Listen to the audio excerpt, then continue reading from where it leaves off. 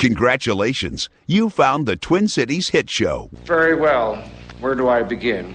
Ladies and gentlemen, can I please have your attention? You're lucky to be here. Thank you, sir. Reach for this one. And now, a real hit show.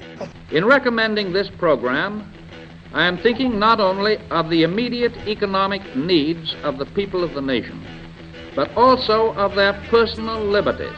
Live from the Twin Cities. You sit around here and you spin your little webs and you think the whole world revolves around you and your money. Well, it doesn't. It's the Twin Cities Hit Show. In the whole vast configuration of things, I'd say you were nothing but a scurvy little spider. Let's get this hit show started. And that goes for you, too.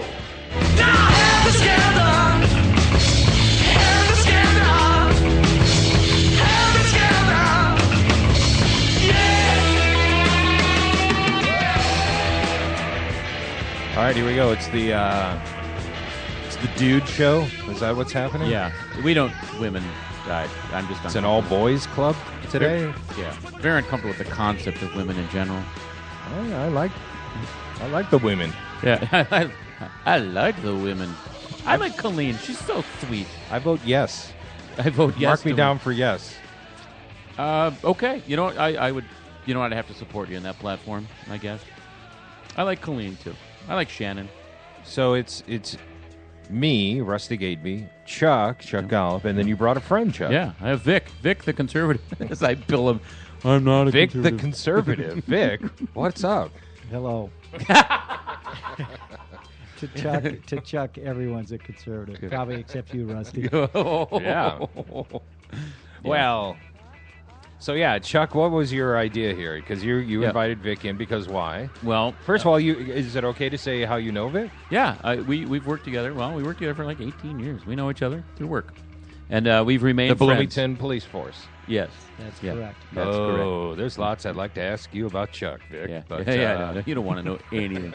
Well, most we'd have to check the status of some court rulings. Yeah, there's still a lot of open investigations and whatnot. I bet. Yeah. So, but, Vic and I spent a lot of time drinking coffee together and talking politics. Uh-huh. And I like to talk about talking point Republicans, and that's the Republican people that I have known or used to know who are quick to point out facts that they read on the back of a brochure or saw in the intro to a Fox News program, and that's what's happening. That's what's happening. But Vic is really, really in depth, and he's really studious about this stuff. And most people know you just don't engage Vic in a political chat because he will know the facts. At least the facts as he sees them. And he knows the more in-depth version of this stuff. So, oh boy, we're a bunch of libs, frankly. And as we sit here talking politics... Well, Vic, let me ask you, would you describe yourself then as a conservative? Yes, I think I consider myself a conservative, but I'm probably a little more moderate than probably what some people would consider. Have you ever voted for a Democrat? Probably not since I was about 20. That was 34 years ago. Do you know who that was? Do you recall? It would have been a state race, probably someone in the state. I actually would vote Democrat if I agreed with someone in the Democratic Party, but I think as much as people say the Republicans are going right, I think Democrats are going left, and I tend to be probably more right on this political spectrum. I think you're wrong. That's okay. That's okay. So, well, all right. So who do you like then right now? The 16 GOP hopefuls. I would probably go with, I like that Carly Fiorina, I think is Fiorina, the woman who got say? Fired, yeah. What's her story again? The one who had a job in the private sector. But, right, and messed it up somehow with AOL, was it? No, what was it? Right. It was Hewlett Packard. Hewlett Packard. Yeah. No, but I'm just being, obviously, what's the word? Obnoxious. Oh, yeah. I wouldn't call it that yet. But isn't that a concern that she had issue in the private sector? And just because you had certain success in the private sector, Donald Trump, doesn't mean you are qualified to be a diplomat. Correct. But what does it take to be qualified as a politician? That's what I don't. I kind of look at what we've done The people that are in office now on both sides, what they've done, I don't think they've done a good job. And I think it'd be refreshing to see someone who's actually been outside of that spectrum have a chance. Do I think they'll get there? No, because I think that the powers to be in both sides don't allow that. It's very difficult to get there, to raise the money, to impress the people you need to impress in both parties. It's difficult. And isn't that the bigger, darker issue, the money that's involved, especially corporate money in America?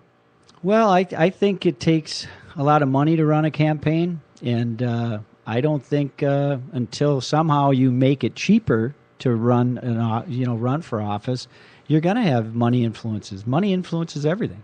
But the Citizens United open a floodgate of corporate issue. I mean, now, you've got the Koch brothers got $900 million. They're going to throw at someone they like.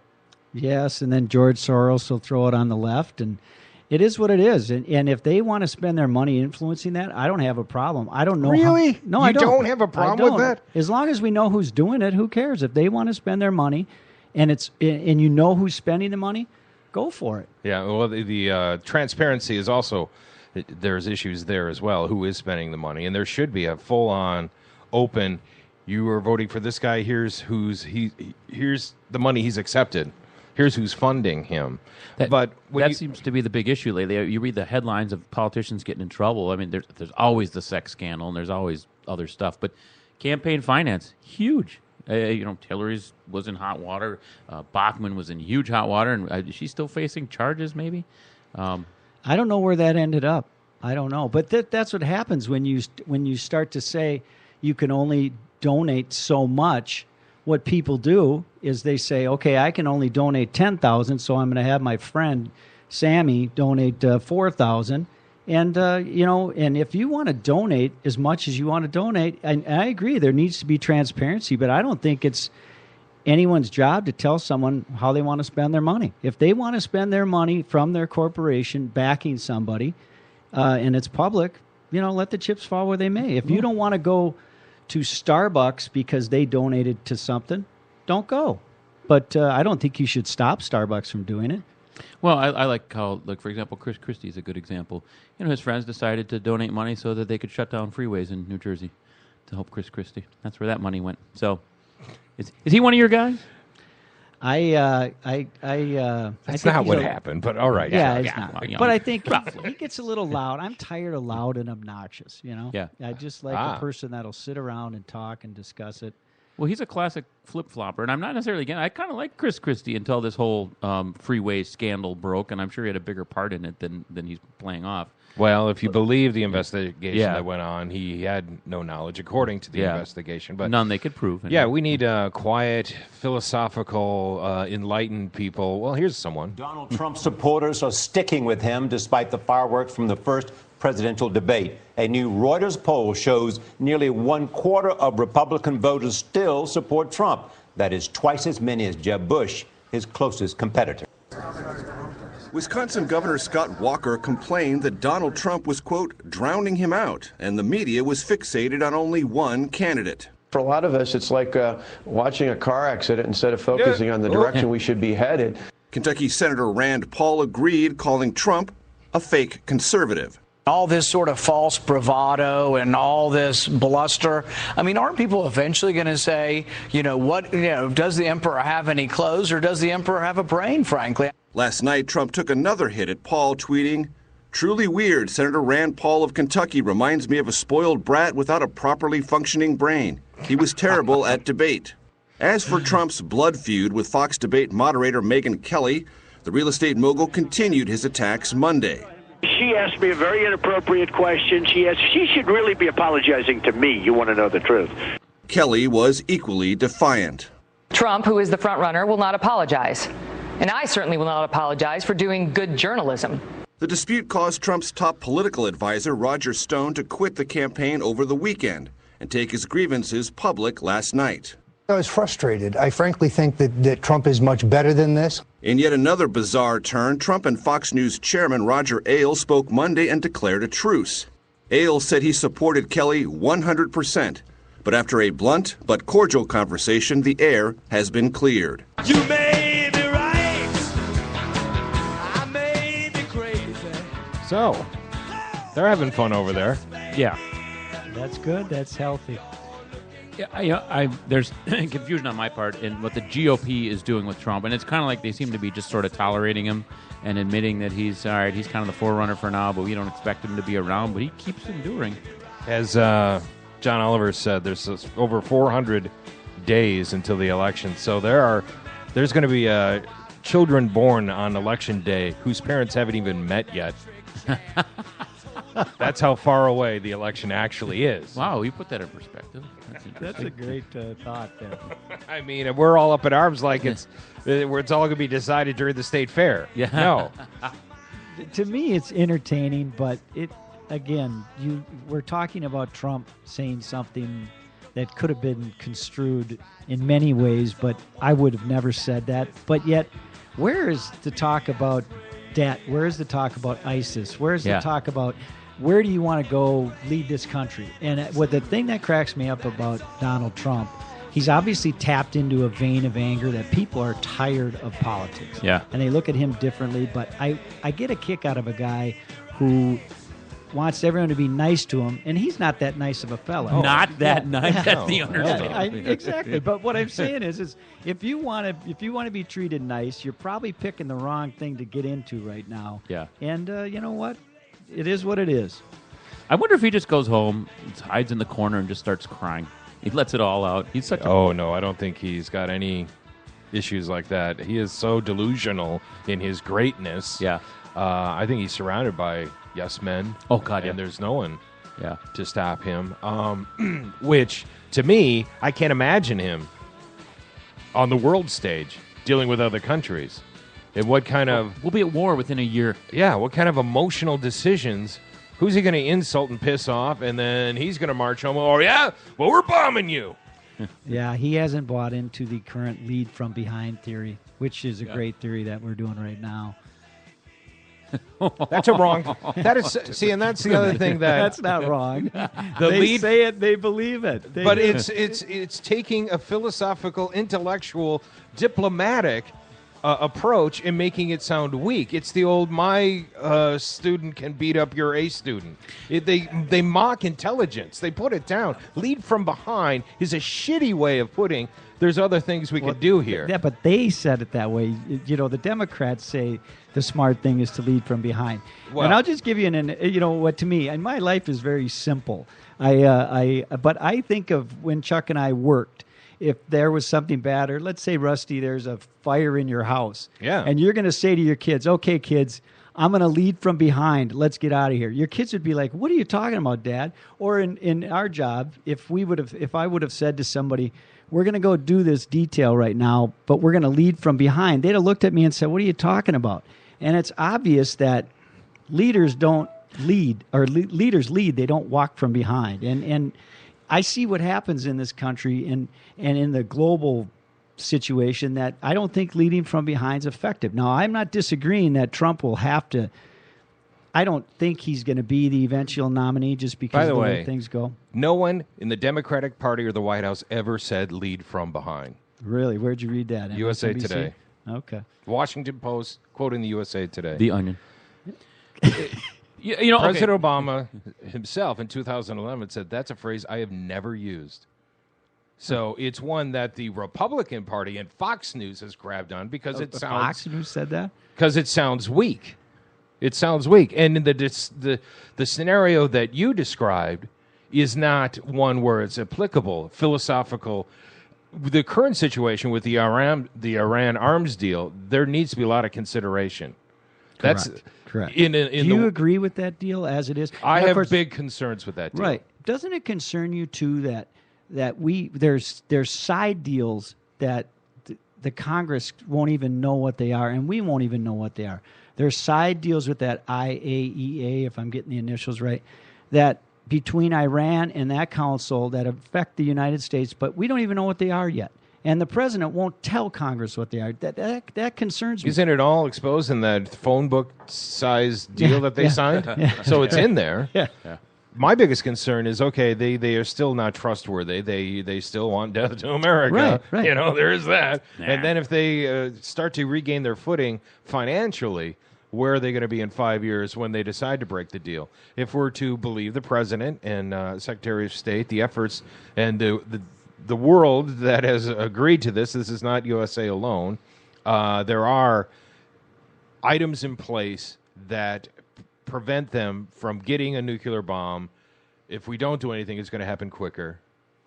Right, but isn't it basically just a 10-year deal anyway? Like they have to behave for 10 years, and then after 10 years, we'll be there anyway. And I think we're just kicking the can down the road. And what I think is funny is the alternatives that some people say is that if we don't do this deal, we'll go to war. But there were sanctions in place. So just don't do anything, leave the sanctions? I think that the sanctions, I don't know if they were crippling Iran, but they were being hurt. Again, but we they were never still know with that making country. movement. They were closer to a bomb right now without doing anything. Supposedly this deal will push them back from that moment. Correct. It'll who knows? I don't know. I don't think it's going to make a bit of difference. I really don't.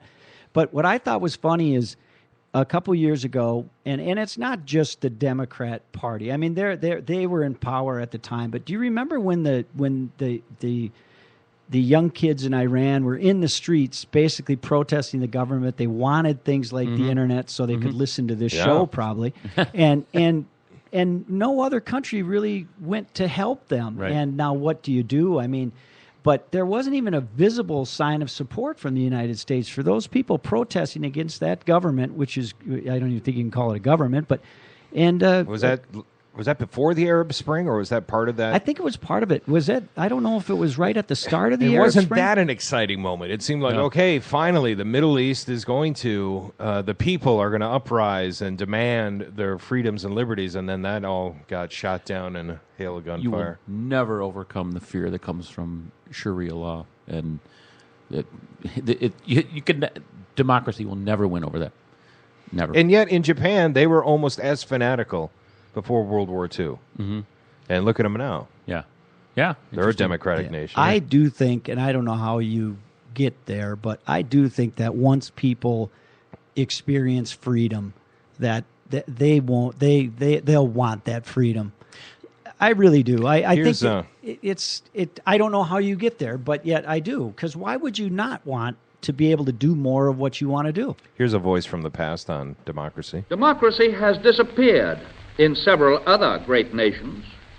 Disappeared not because the people of those nations disliked democracy, but because they had grown tired of unemployment and insecurity, of seeing their children hungry, while they sat helpless in the face of government confusion, government weakness through lack of leadership in government.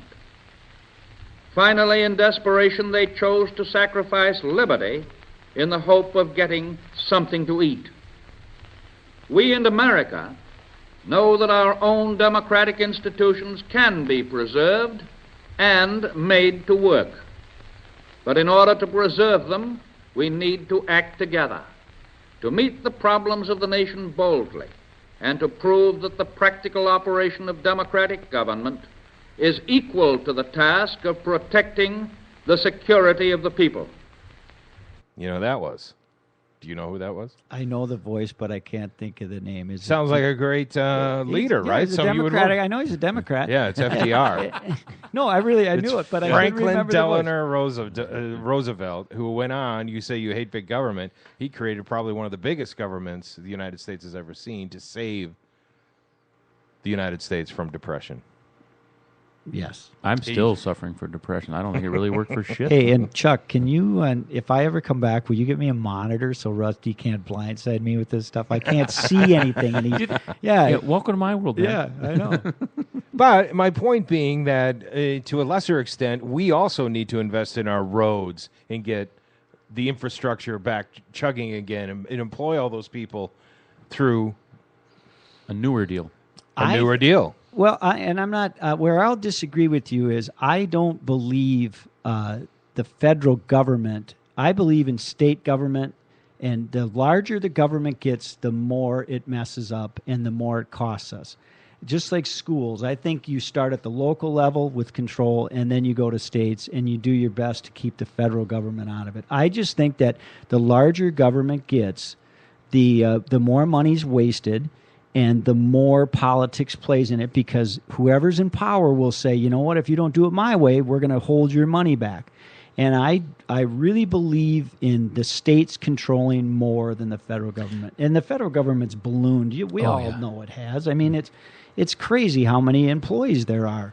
Having worked with, even just on a small level, the federal government in my old career, having worked with the FBI during the RNC, and having worked with the Secret Service on a vice presidential detail, and having seen what happened after 9/11 with the TSA hiring they had, with the government coming in and spending money willy-nilly, it's amazing how much money goes to waste. You know, the old...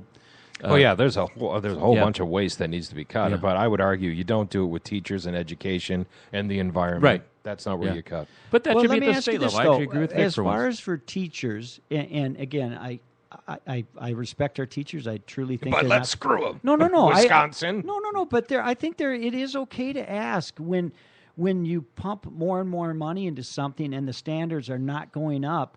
And I don't expect teachers to take a young child who has a terrible environment for 16 hours a day to fix that child in 8 hours. I don't expect that. And I think we ask our teachers to be parents way too much. Mm-hmm. But I do think it's okay to say, if we have a teacher that's not doing a good job, how do we get rid of them? And it's okay to say, you're going to get $400 more per pupil. What are you going to do with that money? And what I think is funny is how politics has even gotten so far into everything, and again, unions play a part. And I'm not anti-union. I was in the union. I was very involved in our union. But yet, before a candidate is even announced on the Republican side, they're already endorsing people, and they're already endorsing the teachers union, nurses union just endorsed Bernie Sanders. Mm-hmm. And I mean, we haven't even heard what Hillary says about anything. We haven't heard much of what Bernie's saying about anything, but they're already endorsing Well, more people are hearing what Bernie has to say than any other candidate currently out there. His last crowd was 28,000 people. Oh, yeah, he's struck something. And before we leave the teachers thing, this is like Vic and I were in we're going to figure this out here. This is going to be a 12-round discussion. The governor, though, in Wisconsin, one of his bits was to cut the education fund, the university. And it's like, there is so much excess wasted money in the government. There are so many other places you can cut. Yeah, can you tweak how teachers get their raises or how they get let go? I would argue that that's a very small fraction, first of all, of the overall budget. Second of all, that it's really not an epidemic. It's not a... Horrible teachers is not an epidemic. Are there horrible teachers? Yes. Are there bad cops? Absolutely. Should there be rules in place to better address these issues? Sure. Don't cut education. Well, here's the thing. He cut education. I don't know how much he cut the actual education budget. You'd probably know that more than I. He got into teachers' tenure. I know he did at the University of Wisconsin. He did cut their funding. But this is what I'm saying. Ridiculous. No, but he's at the state level. They'll vote him in or vote him out. What he did, he has to stand by, and you know that's why we have elections. And I'm convinced a lot of the people that vote Republican Party are voting against their own interests, and they aren't taking the time to actually research. They got the God Bless America flag waving, sometimes rebel flag waving, chest beating NASCAR mentality, and they're voting for people who are actually screwing them. Yeah, well, you threw a lot of cliches. I'm looking at stuff today. You know, Republicans do like puppies. We like people. I don't believe it. Yeah. But look at the cost of college. The cost of college is astronomical. Sure. And every time the U of M gets more money, they do that. And the state funds it more. Do costs for the kids ever go down? No. I read a great article where a couple of economists were talking about if you ever want, the only way you're going to get college costs to go down is make it harder to get loans. Because we make it easier for our kids to get loans, or many of us to help pay for our kids to go to school. But we never say to them, drive costs down. Yeah. It's and we give them more money. I've taught for so many damn colleges, and some of them are these national online. For one term, I taught at a local college that has been in a bunch of trouble. And I taught there for like 3 days. I go, wow, these students, none of them should be in college right now. What a waste. And the way the college is making money is they're getting all this federal funding dollars for impoverished people and veterans and people. I have no problem with that. But some of these people need to be told you should not be in college. So they're paying way too much. They're getting federal loan dollars for degrees that lead to nothing. Because of the recruiting at the college, they didn't say that degree you want to get won't do anything for you because it can't transfer anywhere. Well, you're talking to a guy who, has an English degree. That doesn't do anything in the real world. But what it did do, it enlightened me. It educated me. It taught me character, work ethic, social skills, a whole plethora of stuff. Had I not gone to college, I would not have gained that. But you had the plus keg stands. Exactly. Drink directly out of a keg. But you had to take an SAT. Most of us did, and now a lot of these private colleges, the one I taught for in particular, and I was there 3 days ago. I'm gonna go this term.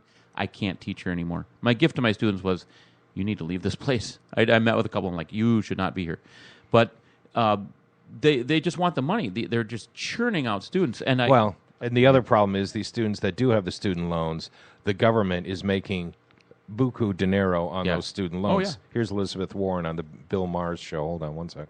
I didn't even realize this until I got into this issue, that the government makes a huge profit on students. How much do they make? So let me just take one little slice of the loans. The loans from 2007 to 2012, just that part of the student loan portfolio, is on track right now to produce, after you pay the costs of the funds, after you pay the bad debt losses, after you pay the administrative costs, is on target to produce $66 billion in profits. To produce $66 billion in profits. So that's a lot. To produce somebody edited this. $billion dollars with a B in profits. And it's a loan that you can't default on. You can't, even if you declare bankruptcy, you as a student still owe that money. Even if you die, if your parents co-signed, which 97% of those loans are co-signed by a parent. If you die, guess who gets stuck with that student loan? The consumer, not student, corporations, they get way more consideration. It seems like they're painting a broad brush when they call this profit. Because I would say that it's got to, at least at some level, be justified and be an offsetting. Or you could be altruistic and say we're investing in our future and we need an educated society and we don't need to make $66 billion on education. Well, first of all, the parents and that student signed that loan. They knew what the terms were when they signed it. Sort of. I got to disagree with you there, having gotten buku debt. When I went to St. Thomas, I just needed to go to school. I signed whatever paper because I knew there was money and I could go to school. Later on, I figured out how that actually worked. Yeah, but that's not that's your fault. Yeah. That's not everything's my fault. I get that. Yeah.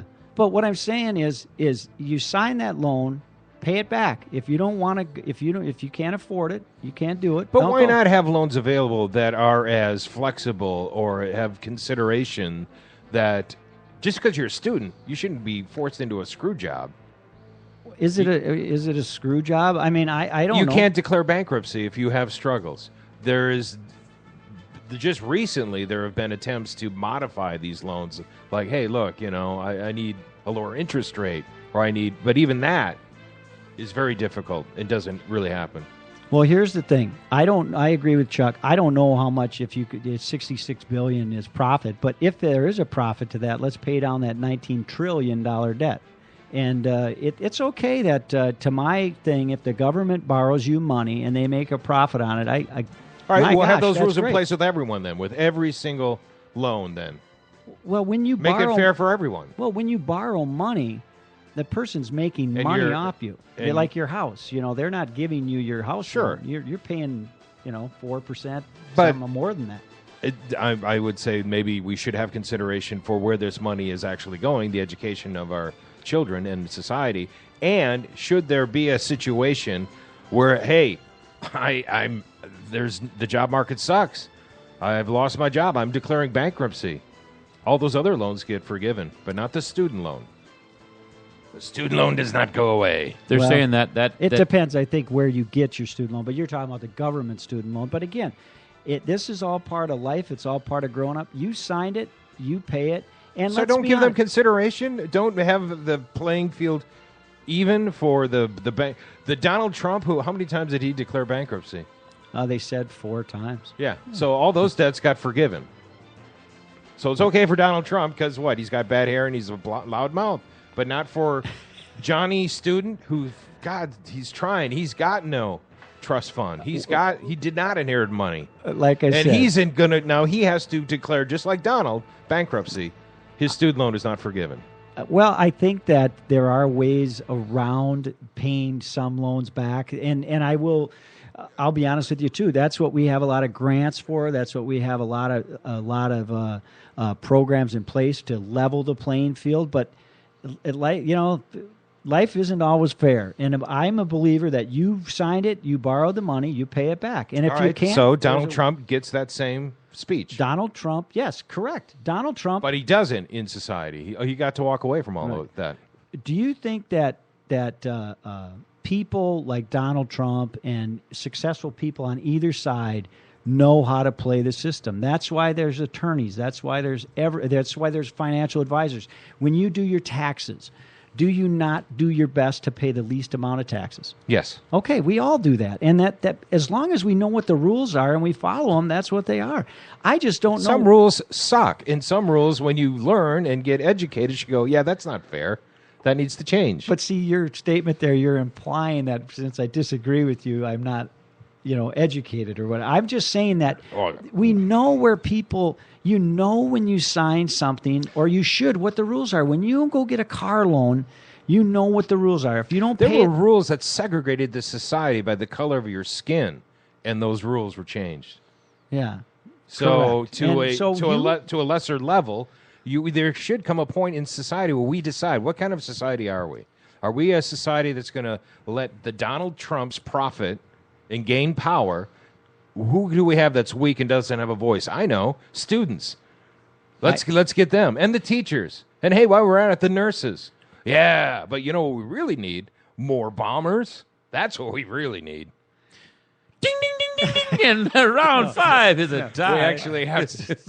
Go ahead. No, I was just going to say, it's like, again, I don't dislike teachers. I don't dislike students. I'm just saying that this is why financially. You were saying they signed it, they're screwed. Correct, they knew but what they were this is- doing. this- I'm saying change the rules. Well, I agree. They signed something. They signed something that sucks, that we're taking advantage of students to make $66 billion, and the Donald Trumps get to go, well, that deal didn't work. Well, instead of maybe paying what does the U of M president make, about $500,000, or you got a severance package of $500,000 when the last one left? Why doesn't she give some of that money to those kids to pay their student loans?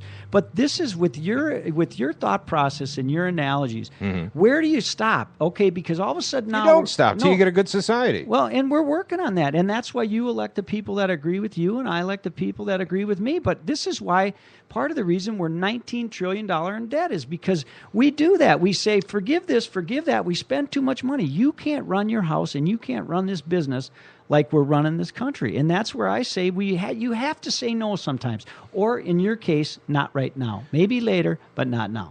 Trump is a good example of what happens in that he says he's good. He says he's forgivable. Yes, he's driven his company into debt 4 times. We have supported him, just like we support people we give welfare money to, but we allow him to vaunt himself into this leadership position. And he's a good example of what's going on. Yes, when you sign a loan, you say and you understand the terms and you're going to repay it. He's done that 4 times and failed. And the laws allow him to walk away from it. Yep. Hey, we do have to take a quick break. We got to thank the 3rd Street Brew House. Yeah. We've got the Blue and White Taxis. Big show coming up at the Chart House again. Before we go to break, here's it's not a real scene, but I love this scene. His name is George Bailey. He's talking to Mr. Potter. Hold on. at us. A discontented, lazy rabble instead of a thrifty working class. And all because a few starry-eyed dreamers like Peter Bailey stir 'em up and fill their head with a lot of impossible ideas. Now, I say... Just a minute. Just a minute. Now, hold on, Mr. Potter. Just a minute. Now, you're right when you say my father was no businessman. I know that. Why he ever started this cheap penny-ante building and loan, I'll never know. But neither you nor anybody else can say anything against his character because his whole life was... Why, in the 25 years since he and Uncle Billy started this thing, he never once thought of himself. Isn't that right, Uncle Billy? He didn't save enough money to send Harry to school, let alone me. But he did help a few people get out of your slums, Mr. Potter. And what's wrong with that? Probably... Here, you're all businessmen here. Doesn't it make them better citizens? Doesn't it make them better customers? You said that they... What'd you say just a minute ago? They had to wait and save their money before they even thought of a decent home? Wait for what? Until their children grow up and leave them? Until they're so old and broken down that... Do you know how long it takes a working man to save $5,000? Just remember this, Mr. Potter, that this rabble you're talking about, they do most of the working and paying and living and dying in this community. Well, is it too much to have them work and pay and live and die in a couple of decent rooms and a bath? Anyway, my father didn't think so. People were human beings to him, but to you, a warped, frustrated old man, they're cattle. Well, in my book, he died a much richer man than you'll ever be. I vote for Jimmy Stewart. Oh, is that who that was? That was George Bailey. Yeah. Your comments, Mr. Potter? Vic? I love it. He's right. I love the working man. All right, we're going to take a break. We're right back. The Twin Cities Hit Show. We'll be right back.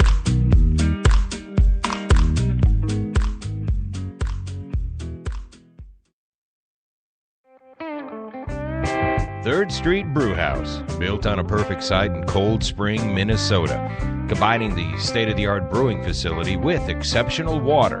Hello, did we mention Cold Spring, Minnesota? They have a dream team of world-class brewers, resulting in unprecedented crafted beers. The core styles of Bitter Black IPA, Lost Trout Brown Ale, and Rise to the Top Cream Ale are intriguing yet satisfying. And look forward to seasonal and specialty beers. Nothing fancy, no fuss. It's all about the beer at Third Street Brewhouse.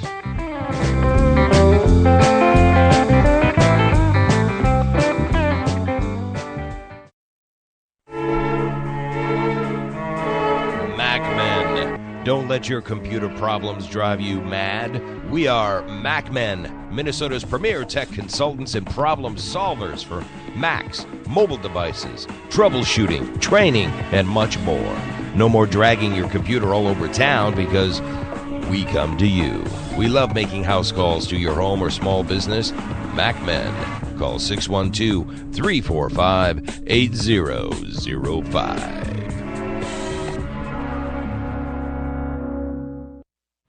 The one and only Chart House. Your destination, whether dining for two, drinks with friends, or making up for that night with friends. Join us at the Chart House for brunch, dinner, or drinks. Hi, I'm Josh Rupert, and I'd like to invite you to my restaurant, and I'll buy half your dinner. Go to charthouserestaurant.com to find out more. Visit charthouserestaurant.com today for your special offer, and then come visit Chart House in person. Your table is waiting.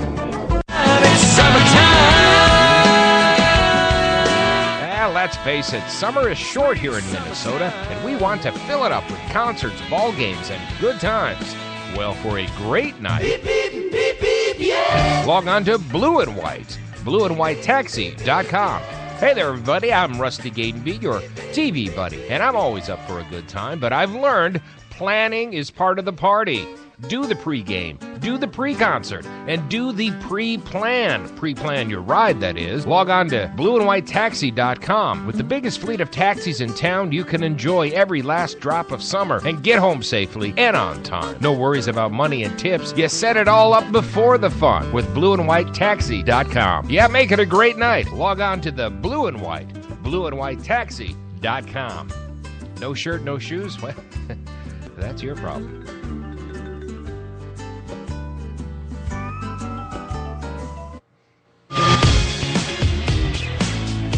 You're listening to the Twin Cities Hit Show. Say it fast 3 times. We just dare you.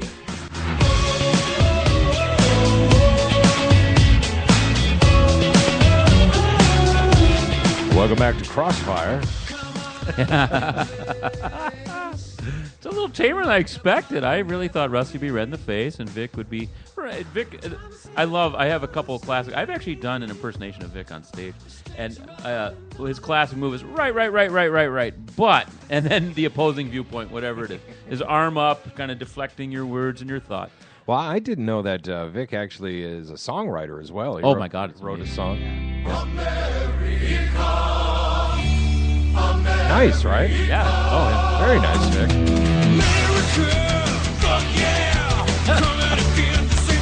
I love that movie, though. Wow, that took a turn. He's doing a pose down, a full-on pose down right now. Vic, please. All right, well, that'll go over well at sporting events, I guess. You realize I have to check the explicit box now on today's broadcast. Thank you. Hey, he wrote it. I didn't. Could you... Actually, Poopy words, Vic. That's a funny movie. Oh, I love that. Team that America. Is hilarious. So where were we? We were discussing education and how we need to leave that alone. What do you think about the Environmental Protection Agency? That's another thing that I think has gotten too big. It's too political. And it's funny how the environment changes based on who's in power. And I love the outdoors. I'm all for clean air. I'm all for that. But I think that I'm against clean air. Do I want to be on record? That's what it comes to. It's like I want fish to die. But I will say this: when you have the president years ago saying the only way we're going to change things is to bankrupt the coal industry.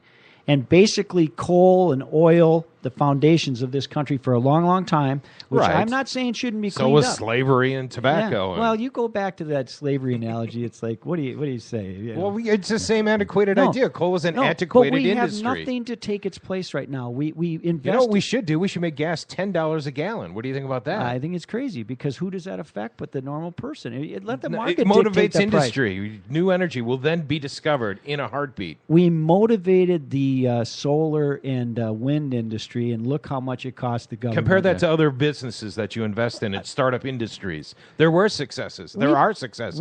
What's happening just outside Las Vegas right now? Have you seen that solar? Oh, the one where the birds are dying, flying into that thing. Don't you feel bad about that? No. Little birds now are dying, and little because I believe that's also a shrill fraction of people and not the reality of facts. Those birds were on their way to slam into the Luxor anyway. That's yeah. No, the new stadium. We already talked about that in an earlier episode. But what we've done though is we've now taken. If you want it, let's say I buy your argument that the Republicans are big oil and they give all their money to big oil. Great, and thanks for joining us. We'll see you tomorrow. Yeah, but let's say I buy that argument, but then. So I then, on the same thing, look at all the money that you gave to Solyndra and all these other companies. A fraction of what we're giving to oil daily, and they're profitable. It's not a fraction of what we give to oil. Do you know how much the oil companies give back in taxes to this country? When you buy a gallon of gas, the taxes the government takes far exceed any bit of money that the oil companies make. And you know what? Oil is good. There's nothing wrong with oil. I love it. I put it in my car. It keeps my car running. Well, slathered on my body. Beyond the oil in the fuel in your car, oil is a part of almost every single product that's in this room. Plastics, everything. So there has to be a solution. Number one, oil is dwindling; it's a finite resource. But number two, the toxic side effects are there; they're real. Correct. As well as the political. How do I say this? The Middle East situation is real as well. A lot of people dying over oil. So if we can, we have huge deserts. Why can't we get wind and solar? Oh, I'm not saying don't do that, but in the meantime, don't bankrupt these other industries until these other ones are ready to go. And I'm not saying you don't give them some money. I don't think you give them as much as you're giving them, and you let them sink or swim on their own. But until then, we need oil and gas, and it's okay. It's okay to say that. Well, you're talking a failed strategy, too. First, I've heard of him saying bankrupt the coal industry, but there's such a butterfly effect. Oh, my gosh, effect. that's before he ran in 2008. You remember when Romney got the 47% video, and they, ooh, man, ooh. But when President Obama was in San Francisco talking about bankrupting the coal industry and taking away people's guns, that just got, because of the media, it didn't get played. Yeah, well, it's crazy. There's such a butterfly effect, and if we decided as a country that's what we needed to do, bankrupt the coal industry, the effects on employment and the environment and any number of things are Get out of the slave trade. Slavery is not good. Get out of the coal industry. Coal is not good. Well, we need coal. We need coal. we don't. Yes, we do. We need coal. A lot of people can't afford their energy bills the way it is right now. And if you keep going the way you're going by mandating these standards in times that aren't reasonable for the industry, that's what you're going to do. You and I are going to pay more for our heating and cooling, and a lot of people can't afford it. I always use the analogy, and I'm it's apparent to me I'm far more moderate than both of you. I'm more of a fence walker, but here's the thing: we change direction 180 degrees every time we bring in a new administration. Certainly, if they're from a different party than the previous, and this is not an effective strategy. It's like trying to turn a cruise ship on a dime. It doesn't work because you turn directions. Right, for you 4 just years. argued against yourself. We don't change 180 degrees because it is a cruise ship and change is hard. Well, we try to do it. It's not doable. And I think that what we do is we set up these failed policies that don't carry from administration to administration because of party politics. Correct. So, before we leave the EPA, we got to mention what's happening with the river and the spill. Lot size for a More than 200 people showed up at this water testing site in Farmington, New Mexico on Monday, armed with samples of well water. I was hoping you'd tell me today. And frustration. I think something should be done, and people that's responsible should have to do something for it. Wastewater from Colorado's Gold King mine continues to churn downstream, heading toward Lake Powell, Utah, laced with heavy metals. Getting some of this on your skin, problems from that are going to be really low, but it's ingesting it over time that could be problematic. We're waiting on the results. EPA officials say based on the data they've seen so far, they don't anticipate harmful effects on human health from skin contact or accidental ingestion. Well, we're looking at some fingerling rainbow trout. Testing also showed that small fish in the river survived. Still, many here are worried about the long-term impact. The abandoned gold mine has not been plugged, and the river remains closed until at least next week. Is my water safe? Christine Gammon depends on the Animas River to feed her irrigation ditch. They didn't say how this happened. How did it happen? We've had it 20 plus years. Why is the EPA being I rather blamed? drink What that happened? than city water. it's a spill. EPA says one of its safety teams accidentally released contaminated water from a mine into the Animas River in southwest Colorado. Wow, accidentally released 3 million gallons of toxic water. They forgot the righty-tighty, lefty-loosey rule. Well, looking at the pictures, yeah, that's ugly. The before and afters. I mean, obviously, they're picking pictures that prove the argument. But All right, God. Vic, you're right. Get rid of the EPA. God damn it. Yeah. Hey, well, how about that light bulb? Remember when they switched the light bulbs and because we want more efficient light bulbs, and then they discovered that the new ones have mercury in them. Yeah. So we're not supposed to do those anymore? No, but isn't the it squirrely funny? ones? They have mercury in them. So now they're going back to an LED. It's a new bulb with LED, and they are kind of cool. They're bright. But those swirly ones, they didn't work anyway. Oh, yeah, They we were went from so incandescent to dim, fluorescent to yeah. LED. Yep. But it was funny. We're going to make a big change, and we're going to spend about $6 more per light bulb. But now, they have mercury in them, so you have to take them to a disposal center. Well, not everyone's perfect, but you gotta. Yeah, I mean, But that's you the got to government. keep moving forward. But that's what I'm saying. It's like that is what I'm talking about with the government now. But who holds any standards to the government? No. There's just no one's held accountable. The bigger the government, the less they're held accountable. Well, I think that's just because there's so much information out there, and you get the right person within your administration lobbying for a cause, and you support what they do because they're good people. They come forward with a report. You kind of glance through it because you're the president and you have a lot of stuff going on, and it looks good. Oh, yeah, we'll go with that because I trust you. And you know what? You can take some bad advice and run with it. That would happen to anybody. Well, I would still say the Environmental Protection Agency is a great thing, and we are very fortunate that it came around because it cleaned up a lot of the air. Yeah. When Nixon made it happen, I mean, driving in Los Angeles was like driving in Mexico City today. Yeah. The car pollution and the water issues and all that stuff. So, yeah, I would say...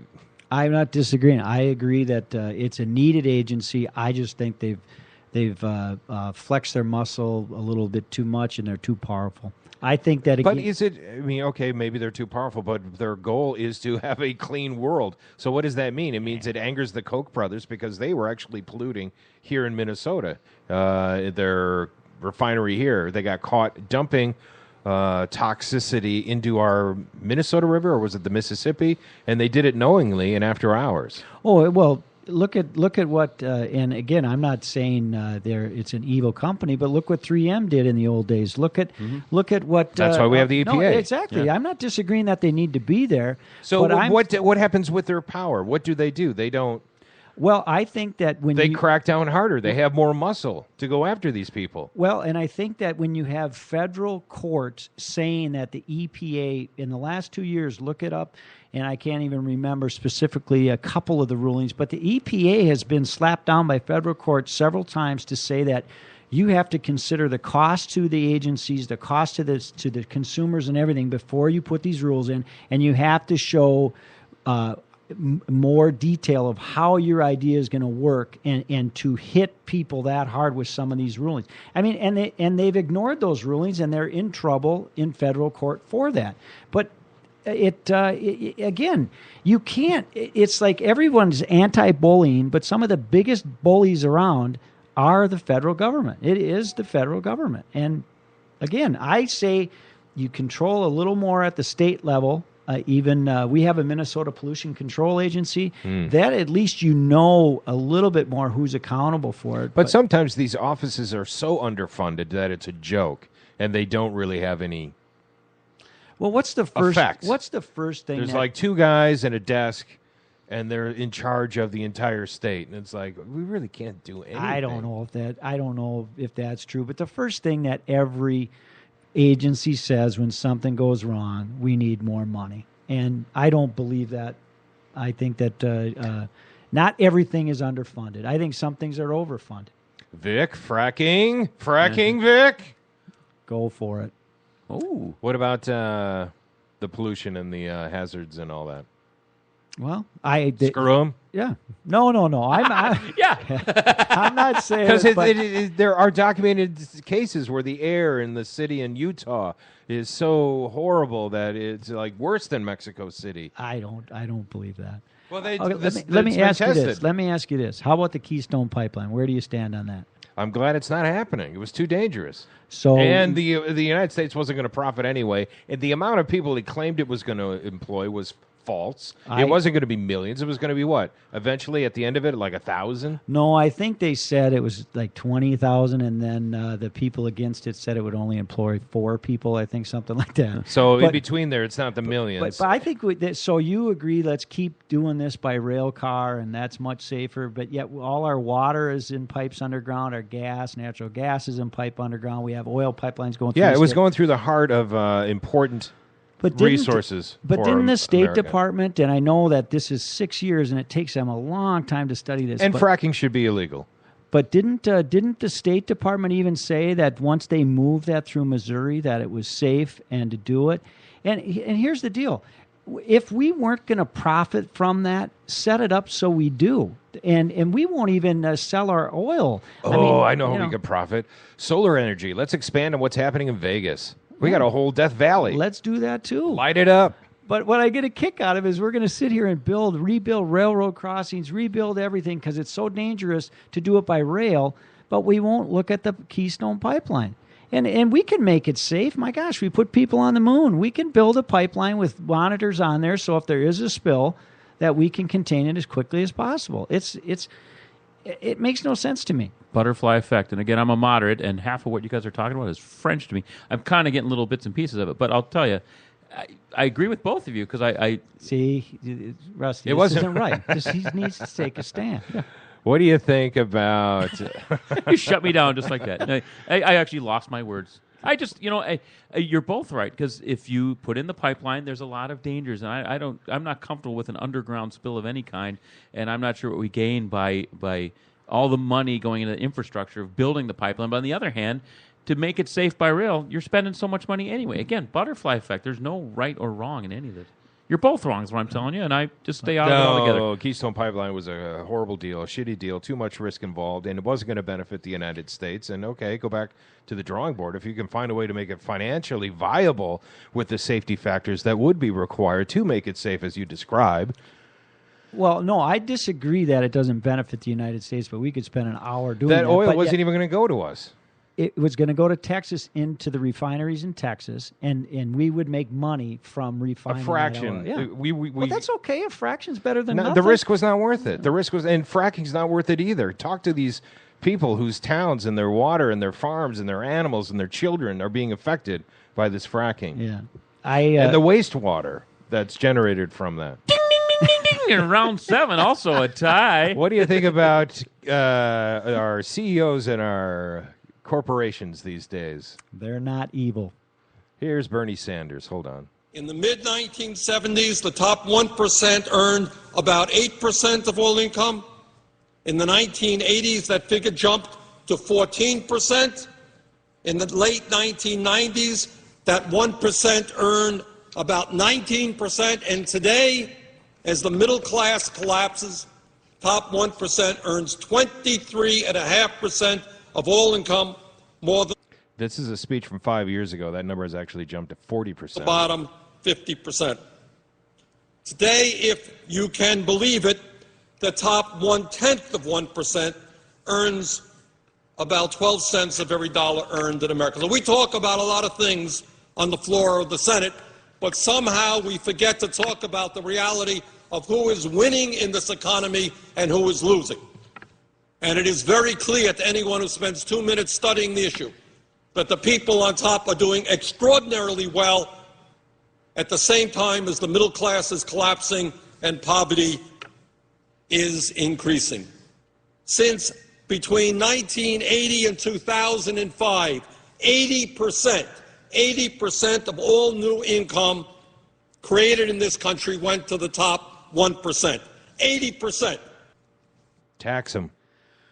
Well, here's the funny thing about Bernie there. Do you notice he only went to 2005? And the party he caucuses with, when did they come in power? In 2008. And isn't the divide between the richest and the poorest the worst it's ever been right now? And Yeah. Bernie's caucused with that party that's been in power for 6 years. This was an old speech. No, but by the way. okay. Yeah, sorry about So, that. But yes, that divide continues. And that's because the president is handcuffed. If he can't use executive power to change. He had complete power until 2 years ago. He could have done whatever he wanted. He had majorities in the House and the Senate. And So he what- didn't do what- it. what should he have didn't done then? Well, do what you want. You have complete power. Do what you want. But politically, he Tax wanted to them. get elected again. Tax that upper percent and make the make us, the common man, have spending money. Make us be able to buy a speedboat, to buy a cabin, to go visit a cabin, to go to a restaurant, to go to a movie.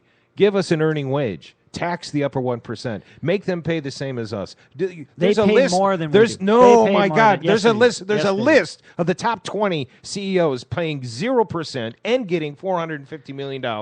I should. I didn't. No, come no, prepared. but you can take that. Tax them. No, but if you look at who pays the taxes, we pay enough taxes. The money is not spent wisely. No, the money is not spent wisely.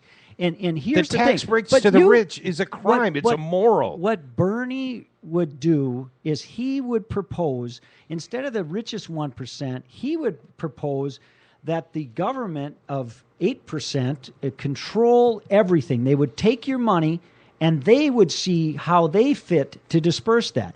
And that's what they tried in Greece, and it sure didn't work too good there. He believes that he is the smartest guy to figure out what to do with your money. I don't agree with that. I'm the smartest guy of what to do with my money. I disagree with what you're but saying. hold on a second.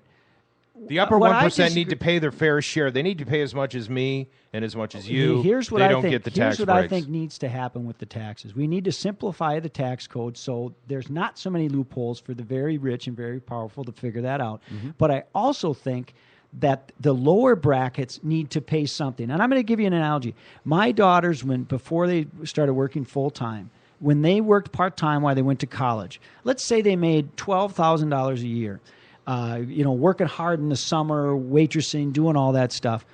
When they did their taxes, they got everything back. Yeah. Now, why don't we say even pay $100? Because I'm not saying take a lot of their money. Don't get me wrong, but do something, because it teaches you that. It teaches you that you don't think earning just $12,000 doesn't teach them enough already. We need to raise the minimum wage to $15 to be a living wage, not a starvation because if you raise the minimum wage, the studies it's a have fallacy. shown. The studies have shown completely the opposite of what you're about to say. It's a fallacy. You can each find studies to justify your now position. you have to find out. What you do have to research is who's doing the study. Then you'll get true facts. Businesses have a bottom line. Small businesses have a bottom line. If they can afford to pay $15, they'll pay it. If they can only afford $10, because you know what, I don't think it's wrong that a small business wants to make money. You're different where you think that the government should dictate more to take your money and dictate more. I believe that they take enough, and they're not. What they take from me is not. They're not spending wisely. And what I was going to say is, if everybody has to pay something, everyone becomes more involved and has a vested interest in it. When you go through your life, when there's no consequences, there's no buy-in. You don't buy in. You just survive. There is 100% consequences if you're only making $12,000. There's a day-to-day consequence. I see Vic's There's point a on this. day-to-day consequence when you're making minimum wage and you can't afford to feed yourself, let alone if you have a child. I'm not disagreeing with you that they paying $100 to taxes is just a smack in the face when you're already down in the gutter. It's a foot in your face as you're down in the gutter. We are so. I don't think people. It's not an entitlement. They're not lazy. The system is saying rigged. They're lazy. You think I'm just called my kids lazy? They're very hard workers. Well, you're saying they need to learn a lesson. But they need to understand the government, because what happens when you get... we've all done this. When we first got our first full-time job where we made a decent wage, and for the people that don't make a decent wage, when you looked at it and you went, oh my gosh, look at how much money is taken out. And for what? People start wondering, for what? Yeah. I just think we take too much. I'm not saying to you that the upper percent doesn't use loopholes, that they don't find their way around it, but this is what happens all the time, and we have to take those away. But when you look at who pays percentage of what the government is and it's a recent development. Yeah. It's a relatively, unless you go back to the 1920s or the 1890s, this disparity with the CEOs is a relatively recent thing that's happening. Yeah. And it's a yeehaw country club, high five, Koch brother fuckfest behind closed doors. And they don't like the Koch brothers. The Koch brothers do a lot have of them good things, represent. too. Yeah, they do. No, they pollute our river. They pollute our Minnesota river. You look at what river. they donate to the hospitals, and they do a lot of good things too. You can vilify them, and it's an easy one to vilify. Just like I could bring up, record. Just like I could bring up George Soros all the time and all the things. I like he's a couple funded. of stuff he's funded. What don't you like that he's funded? George Soros? Yeah. Oh, if you could talk about him bankrupting, investing in companies that he knew were going to fail, and make. I don't know enough them. about him. I just know that he supported Planned Parenthood. George Soros did? Well, he's put money toward that. Yeah. And other progressive. I also like when the word progressive is used as a vilification. I'm like, progress is in the word. Progressive ideas. I'm like, how messed up is that? Well, you and your progressive you and ideas. Kids and your newfangled ideas. It's in the title. I think I heard the same ideas from many progressives that I heard in the 80s. It's the same shtick. Just like Hillary Clinton, it's the same shtick. The war on women, the evil right. It's just... But they're vocalizing what's happening. Hold on. Here's Hillary herself. Hold on. Donald Trump said about Megyn Kelly is outrageous. Donald Trump now spilling over into the Democratic primary. Megyn Kelly is a strong woman and more she gets to than the war on capable women here. Hold of on. defending herself against Donald Trump. I'm worried about what Republican policies would do to the rest of America's women, and I will continue to speak out and speak up about that. Today in New Hampshire, Hillary Clinton weighed Wasn't in it for Jeb the Bush first who said he time was on gonna Trump's controversial remarks. Take money away from women's health maybe issues? The biggest showman on the stage, you lose the thread here. The thread is that the Republicans are putting forth some very radical and offensive positions when it comes to women's lives. She blasted the full Republican field, saying all women should be on alert over the candidate's fierce opposition to abortion rights, even in the case of rape and incest. I said it was offensive. I said it was outrageous. I stand by that. I think more people should say the same. They should be going after him. The Republican Party is going to have to deal with him. I don't want that forgotten. So, yes, I know it makes great TV. I think the guy went way overboard, offensive, outrageous, pick your adjective. But what Marco Rubio said has as much of an impact in terms of where the Republican Party is today. Bill and Hillary Clinton have Anyway, known Trump so- for years. Yes, they are very much of the opinion, and the Republicans themselves are saying they're against certain women's issues. I don't really think there's a war on women, and I think it's okay to say, for a Republican to say, or a Democrat, a pro-life Democrat, that's okay. I mean, that's a disagreement that, you know what, we should debate. But this war on women, I think Roe versus Wade. Right. I think Monica Lewinsky would probably feel differently about Hillary being a women's supporter and some of the people that Hillary's went after when Bill had his little incidents. I don't think Hillary's kind to all women. Wow. No, Do I mean, I'm seriously. responding going, holy shit, fuck, really? Bill Clinton's blowjob, you're comparing it to outlawing abortion and taking it back to the 1950s? No, I'm not. I was actually just trying to say that Hillary, I don't really think is the nicest, kindest Because her person in the- husband had a Do personal you remember affair. the things that she said about those women that were coming out against her husband? Oh, I mean, yeah. honestly, she was vicious to them. And you know what? The only thing that made her swallow her words was the dress. Careful with that word. The dress, yeah. But again, I'm not comparing. And that, by the way, that's a whole nother sidebar. How messed up we are in America that we get our undies in a bundle over relationships behind closed doors. Because if you want to go that way, follow almost every single president that's been in office. You're correct. But don't forget, where he got in trouble was he lied under oath. And that's where most people get He caught up right now. nuanced the language. He meant sex, and his brain was penetration. Yeah. Well, you believe that. That's fine. Tell your wife that. You know. The bigger embarrassment, though, again, the bigger picture, is that we spent millions of dollars on that. Oh, I think the ethics of your commander-in-chief are important. Yes, they are. Yeah, I mean, I think that's why it needs to be spent. Yeah. So we need to go investigate the affairs that are happening? No, but when it comes to light, you have to investigate it. I mean, and you have to investigate it But fairly. listen to what you're saying. If This is a guy who, and it sounds like, I don't want to get into that because I don't know on more than one occasion, so I don't want to say that. But here's a guy who, an intern, the president of the United States with an intern, but then he lied about it, and that's my thing. Yeah. It's just that's what he got in trouble for, is he lied about it. And I'm not comparing his behind closed doors thing to the abortion rights issue. Okay. I'm not at all. And you know what? That was a jab.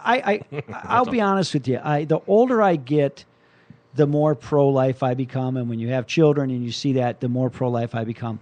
And then you should follow that up and support education once the child's born. I do support education. Here's my problem with the most pro-lifers. They're like, yes, rape, incest, we don't give a damn. That's a baby. You have that baby to term, and then where's the support for the child afterwards? The Republican Party, it seems, for the most part, is against support systems. I don't agree with you're that. mixing your arguments, and where do you stop it? I mean, at what point do you say, all right, this argument has bled into the next argument? Keep those issues separate. No, I'm going to F you. It's exactly the same point. If you're going to say you have to have a baby, then follow that up with laws and legislation that support that child. They are absolutely related. And so you don't screw education. And so you do have welfare entitlement. Entitle this. Support these children then. I think we do support them. By cutting on their... But then you could argue, okay, welfare bleeds into education, which bleeds into upbringing, early childhood education, and drug testing. And where do you stop all these arguments? I mean, I get it. I don't disagree with you. I think they're, like I said, this whole butterfly effect I keep talking about. If you change the abortion laws, you change how we need to take care of those kids. I get that, but you have to at some point divide them, because where do you stop saying we need to change everything because abortion has changed? Yes, we need to do better education. Well, better education means we need to change teacher standards. Well, with teacher standards, we need to change the tax for teachers. Keep going. Yeah, so far, so good. At what point do you stop, though? Well, when you start going, and we'll give you free vacations to Vail and You stop when you stop. No, I see what but you're saying, everything but- you just said makes perfect sense. No, it does make perfect sense. The problem is, again, where everything bleeds into everything else. At what point do you say, and because the parties are so You stop divided, when it's correct. It'll never. You can never I stop don't pulling know. the thread to this sweater. Yeah, Never. I think that it's okay to have standards. I'm not saying there Yeah. shouldn't be a safety net, but again, it's okay to say to any large. You want to say it to a corporation. Yes. Well, don't you think the teachers union is technically a corporation? It's okay to say to these people, there's standards. You should meet those standards. My gosh, they're educating your kids. And I agree. There's good cops. There's bad cops. There's good teachers. There's bad teachers. But it's okay to say, we donate. We give a lot of money. We want something back from that money. And I think that's what most Republicans are saying. I think we're bleeding over into the next show. Yeah, I think we Dang it. started tomorrow's episode. Welcome to the Twin Cities Hit Show. I can see them peering in. We got to get going. Oh, yeah. Oh, that's right. We have a Tuesday morning. I forgot it's Tuesday. All right. What did we learn today? Ding, ding, ding, ding, ding, ding. We have a tie. I actually think that it was a good discussion. I do too. I don't think. You I too? think though seriously, if I'm never going to convince you on 100 things, but if you listen to me, and you won't convince me, but if we listen to each other and we just try to meet somewhere, we'll be okay. But we're not All trying right. to meet nowadays. Yeah, I'm all for learning and meeting and compromising and making America. Fuck yeah, a great place to be. It's a good song. I love you too. All right, we gotta go. Coming up next, I believe it's the Sex Cast. Yeah, right? the Great Northern Sex Cast. All right, we'll see you tomorrow. Milk got that gold refined. Oh, no. You guys can come in. Our success.